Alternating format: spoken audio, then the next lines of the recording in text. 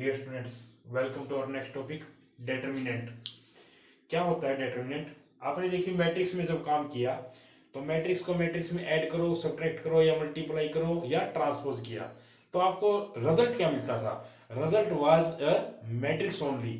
लेकिन अब उसका अगला पार्ट आता है डेटर्मिनेंट। What is determinant?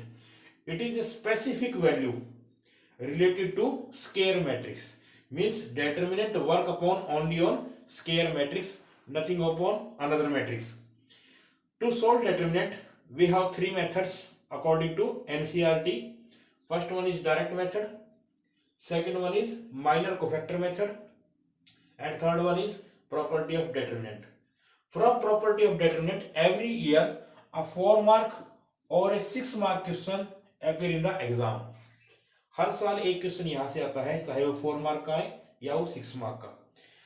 हमारे सिलेबस में अब डायरेक्ट मेथड या एमसी मेथड में कौन कौन से ऑर्डर की दो मैट्रिक्स आएंगी? बस 2x2 ऑर्डर की मैट्रिक्स आएगी जिसका डिटरमिनेंट निकालेंगे, और एक 3x3 ऑर्डर की आएगी जिसका आप डिटरमिनेंट निकालेंगे। अब चलिए डायरेक्ट मेथड के लिए बात करते हैं। तो डायरेक्ट मेथड क्या कहता है? देखिए, ये जो साइन है ये वाला, ये किसका साइन था? मैट्रिक्स का। और डिटरमिनेंट में ऐसे करते हैं तो थोड़ा सा फर्क है साइन का, आप इसको समझ लीजिए। अब देखिए डायरेक्ट मेथड में मैंने कितने ऑर्डर की मैट्रिक्स दिखाई है आपको? 2x2 ऑर्डर की। इसका डिटरमिनेंट निकालना कैसे है? काफी इजी सी चीज है, ध्यान से देखिएगा। ये क्या है? 5x2। हमेशा पहले यही वाली मल्टीप्लाई करनी है, फिर ये वाली 7x3, और हमेशा क्या करना है? बीच से माइनस। ये मेथड कहता है आपका 5x2 फिर 3x7। कितना आंसर आया आप सोचिए? 10 माइनस 21 दैट इज -11। सही है। अब यहां पर एक बात आई है कि इसका जो डिटरमिनेंट है वो नॉन जीरो आया।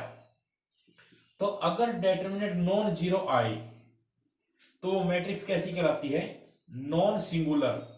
ध्यान से देखिए, अगर किसी मैट्रिक्स का डिटरमिनेंट नॉन जीरो आता है तो वो क्या कहलाएगी? Non singular. और अगर इसकी जगह जीरो आ जाता तो ये क्या कहलाती है? आपकी सिंगुलर। सिंगुलर और नॉन सिंगुलर डिटरमिनेंट की टाइप नहीं है, ये मैट्रिक्स की टाइप है। अब देखिए दो क्वेश्चन हमारे पास है। पहला क्वेश्चन क्या कहता है? Find x if A is singular matrix, जिसमें ए आपको ये मैट्रिक्स गिवन है। अगर ये मैट्रिक्स सिंगुलर हो तो इसमें एक्स की वैल्यू निकालनी है। अभी भी याद कीजिए हमने क्या किया, अगर सिंगुलर हुई तो डिटरमिनेंट की वैल्यू किसकी इक्वल होगी? जीरो के। डिटरमिनेंट निकालते कैसे हैं? पहले ये वाली मल्टीप्लाई 5 2 10, फिर ये वाली मल्टीप्लाई 3x, बीच में आप क्या रखते हैं? माइनस को, और इक्वल टू जीरो। तो सोचिए जब आप x की वैल्यू को निकालेंगे तो कितनी वैल्यू आ जाएगी आपकी? 10/3। सिमिलरली मैंने एक क्वेश्चन और लिखा, इवेल्युएट कीजिए इस डिटरमिनेंट को। तो मेथड क्या कहता है आपका? इनकी मल्टीप्लाई cos 10 cos 80 डिग्री, फिर माइनस साइन 80 साइन 10 डिग्री ना, ये वाली मल्टीप्लाई। लेकिन ये वाली मल्टीप्लाई हमेशा क्या होती है? माइनस। सो एक माइनस ऑलरेडी है तो माइनस माइनस क्या हो गया? प्लस। देखिए कोई फॉर्मूला होगा 11th क्लास का, cos a cos b plus sine a sine b, क्या मिला? cos a minus b। Got it. और cos a माइनस b कितना हो गया? cos ऑफ -70 डिग्री, या आप इसको cos 70 डिग्री भी लिखते हो, क्योंकि -70 डिग्री फोर्थ क्वाड्रेंट में, और फोर्थ क्वाड्रेंट में cos कैसा होता है? पॉजिटिव होता है।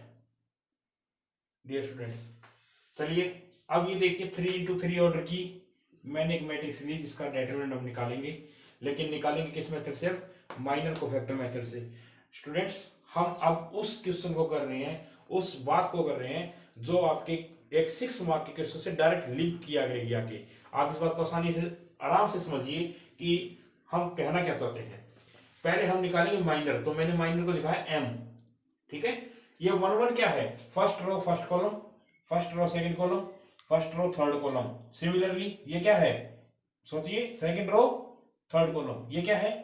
Third row second column. अब निकालना कैसे है? देखिए मैंने कहा 1 1, तो आप इस एलिमेंट को ढक लीजिए। फर्स्ट एलिमेंट को ढकिए अपनी ही रो और अपने ही कॉलम से। देखिए यहां से ढकेंगे और इस रो से भी ढकेंगे तो आपके पास 4 एलिमेंट बचेंगे।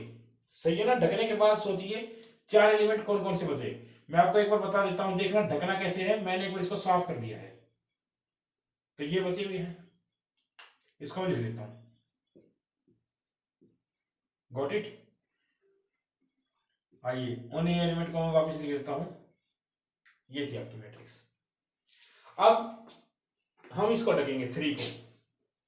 तो सोचिए 3 को ढकेंगे तो ये रो गई और बीच वाला कॉलम गया, तो फिर 4 एलिमेंट कौन कौन बचे? 1 1 0 3।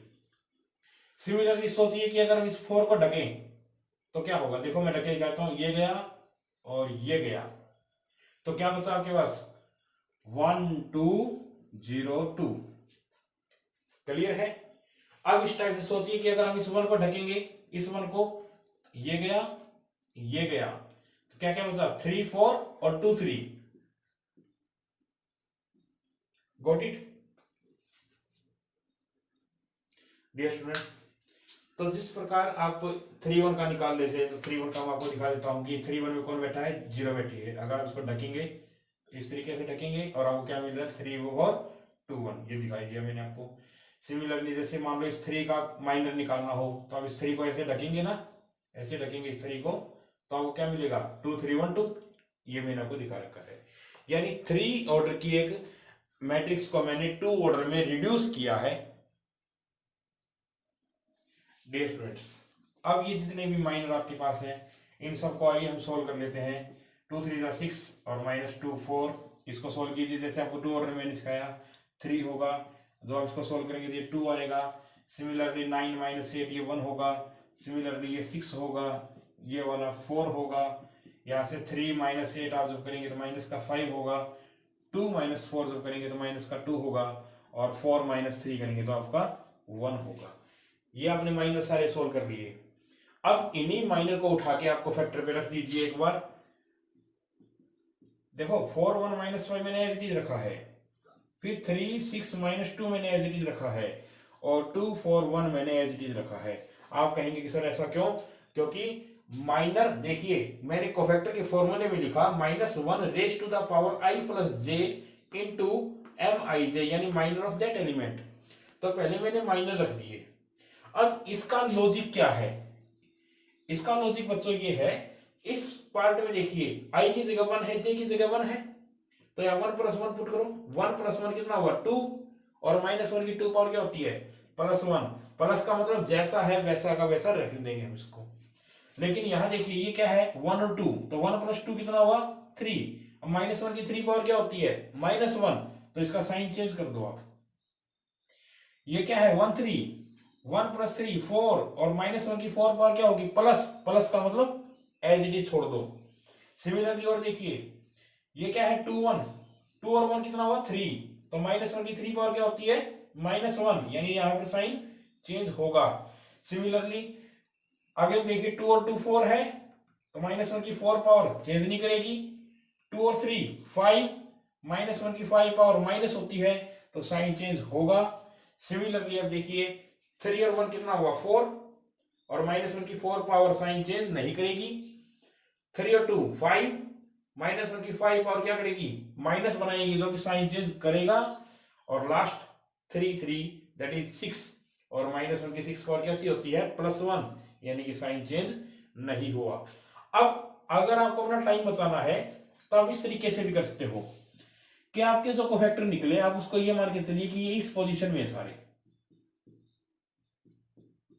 देखिए plus minus plus minus plus minus plus minus plus, कोई भी 2 प्लस इकट्ठे नहीं है, कोई भी 2 माइनस इकट्ठे नहीं है।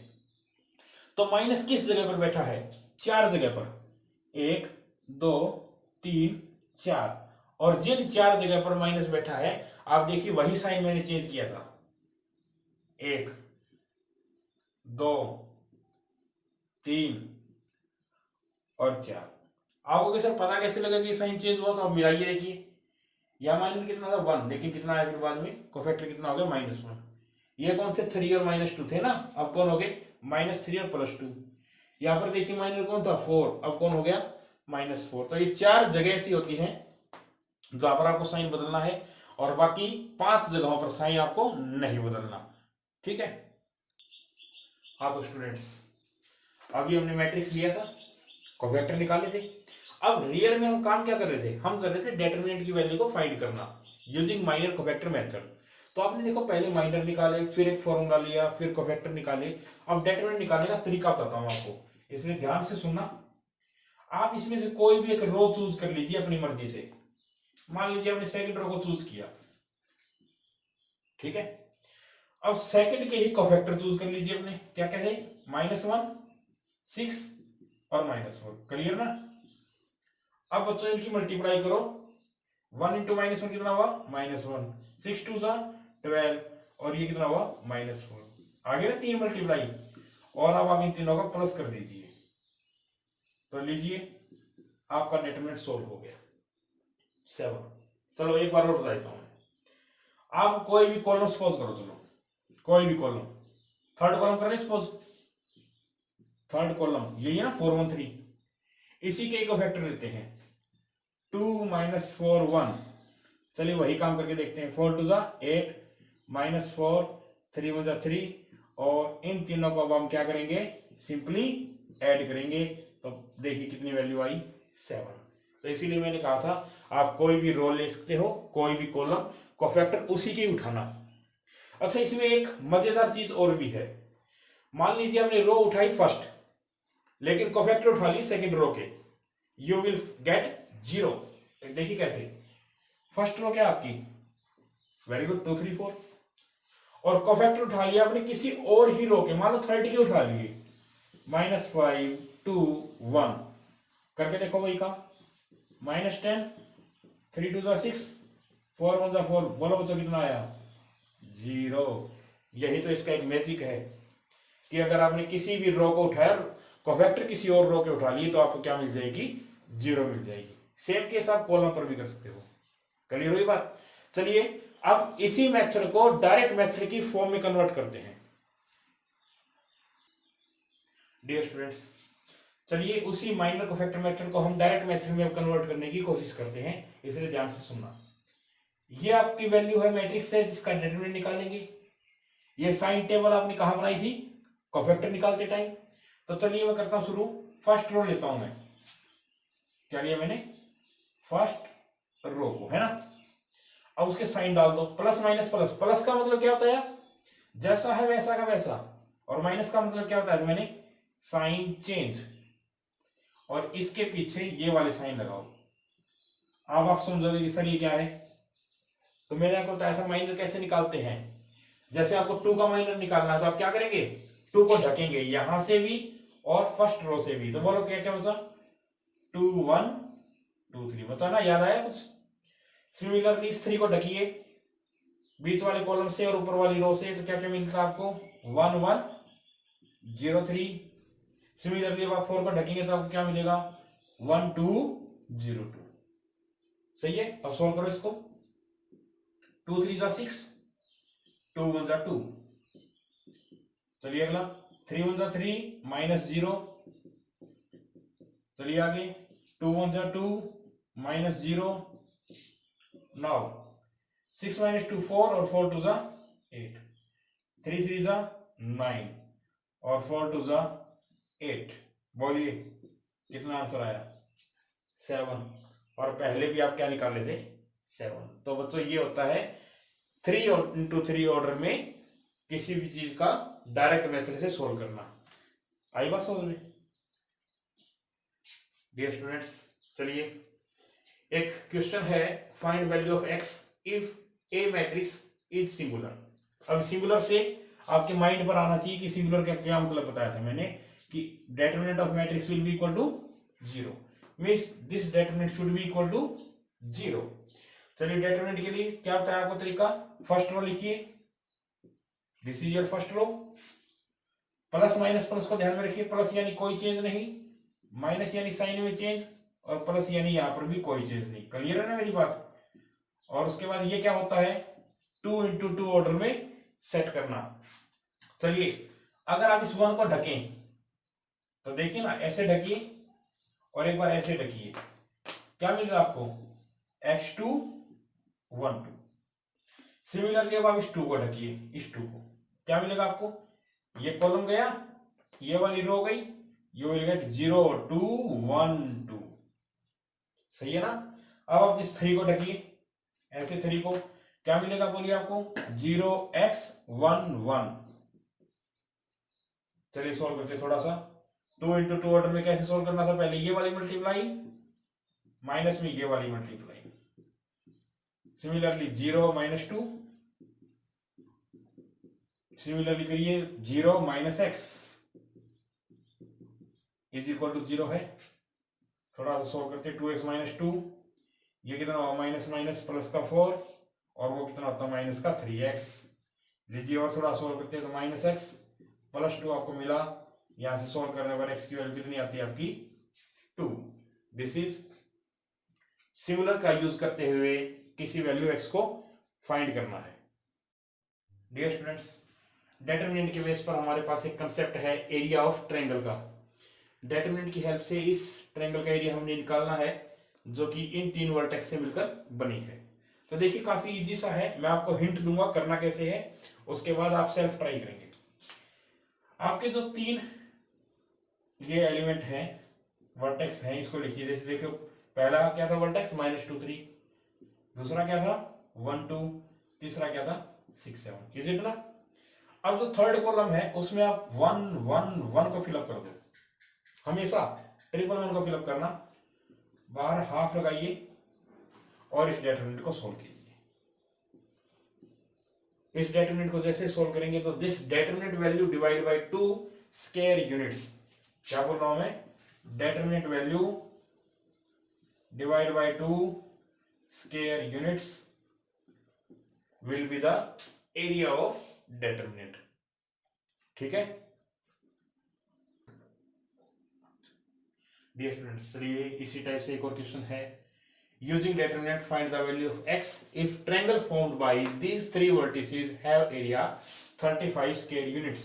तो देखिए हम क्या करेंगे, आपको क्या बताया मैंने आपको, सबसे पहले आप करेंगे -2, 3 को लिखेंगे, पहला जो आपका था वर्टेक्स, फिर सेकंड वर्टेक्स, फिर थर्ड वर्टेक्स, तीसरा कॉलम हमेशा किससे फिलअप करना आपने, 1 1 1 से, बाहर क्या लगाना आपको, हाफ, तो इससे एरिया मिलता था ना, और वो एरिया कितना बताया अब की बार आपको, 35 स्क्वायर यूनिट्स।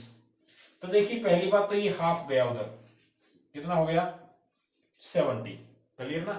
अब सॉल्व करने का तरीका क्या था, -2 3 1 लिखेंगे, याद करो इसके साइन क्या दी, प्लस यानी नो चेंज, माइनस यानी चेंज, और +1 यानी नो चेंज। और उसके बाद आप इस तरीके से इसको 2 इंटू 2 के लिए तैयार करते थे। तो सोचिए अगर -2 को आप ढकेंगे तो क्या आएगा, इस -2 को ढकने पर ये कॉलम और ये रो गई आपकी, तो 2 1 जा 2, या आप लिख लीजिए इसको 2 1 x1। चलिए हम ढकते हैं इस 3 को, तो क्या मिलता है आपको, 3 को ढकेंगे तो आप 1 1 6 1।